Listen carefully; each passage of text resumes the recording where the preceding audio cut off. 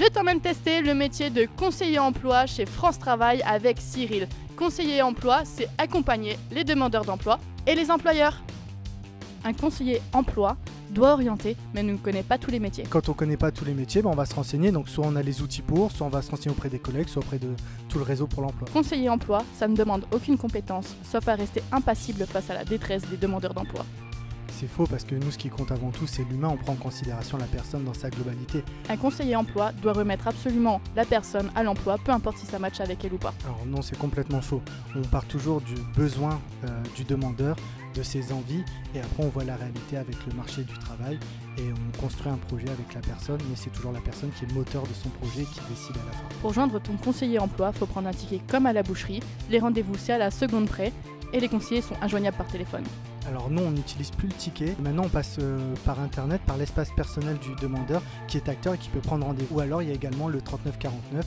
Et si la question ne peut pas attendre un entretien ou autre, on a aussi les agences qui sont ouvertes tous les matins sans rendez-vous. Un conseiller emploi, ça applique le process de manière bête et disciplinée et ça sert juste à expliquer comment se sert d'un PC et à chercher sur le site d'emploi France Travail. Alors non, en fait, on a quand même un cadre réglementaire et législatif à respecter. L'accompagnement est adapté en fonction des personnes et de leur autonomie.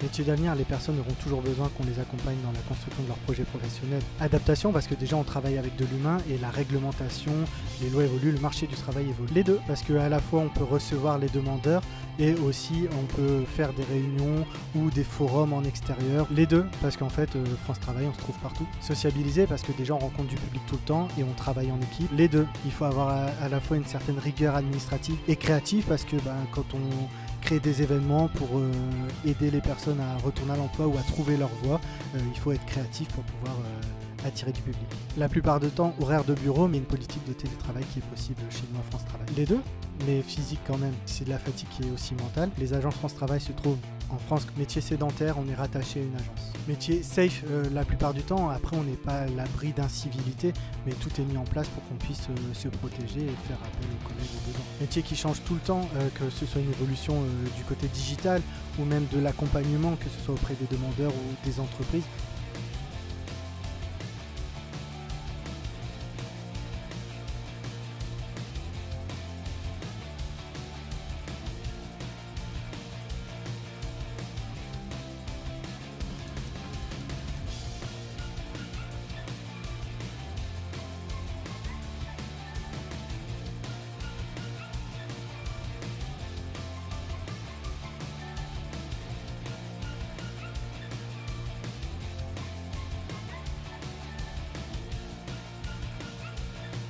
C'est un métier qui est diversifié, que ce soit par les publics qu'on accompagne, les tâches que l'on effectue. L'humain est toujours au cœur de notre activité. On est aussi sans cesse formé pour pouvoir s'adapter aux nouveautés, qu'elles soient sur le marché du travail ou au niveau des outils. Et aussi on travaille énormément en équipe et il y a la possibilité de télétravail.